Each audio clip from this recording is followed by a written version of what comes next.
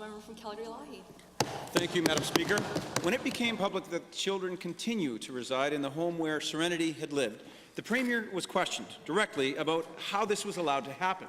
The Premier responded, and I quote, "The matter actually went before the courts. Indeed, in that case, the judge indicated that what should happen is that monitoring should continue." So to the Minister of Children's Services, please confirm for Serenity's family and for all Albertans, did your department seek to remove the other children from the home where Serenity had lived, or did you choose not to?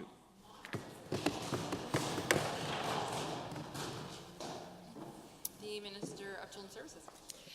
Thank you, Madam Speaker. And certainly the safety and well-being of all vulnerable children in this province are our core responsibility. So, Madam Speaker, absolutely, we looked at the best interests of the child. The courts looked at the best interests of the child and decided that monitoring was the best way to proceed. And so, Madam Speaker, we continue to monitor the safety and well-being of those children, and absolutely, I'm proud of the work that's been done to support Alberta's children to protect their safety. Thank you, Madam Speaker.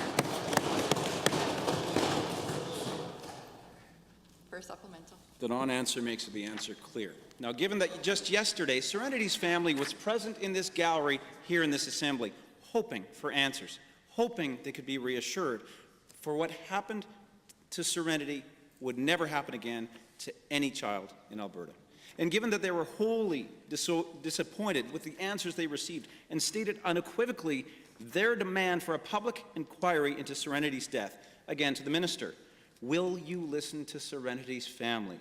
Will you launch a public inquiry into her death, or will you choose not to?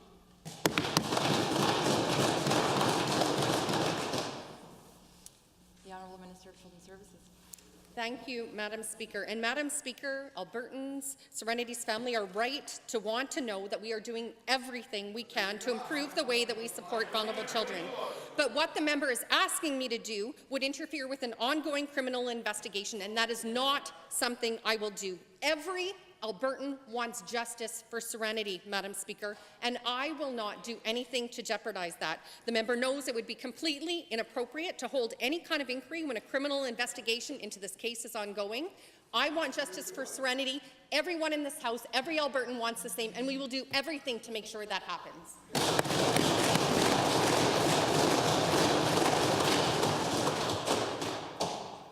Second supplemental.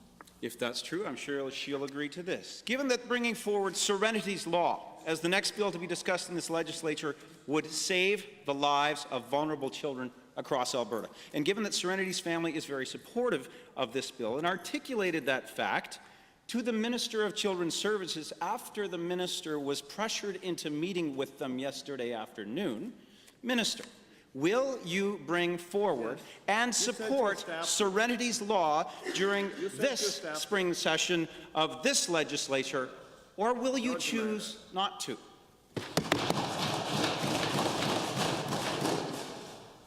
Minister of Children's Services. Thank you, Madam Speaker. And Madam Speaker, I want to say that when we learned about the tragic loss of Serenity and the heartbreak that her mother was going through, we reached out to Serenity's mom, just as we reached out to family yesterday.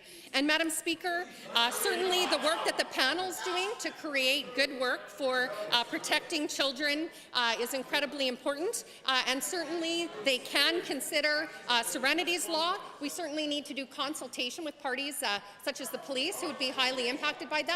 But I look forward to hearing the outcomes of the panel's consideration of that so that we can continue to improve the child intervention.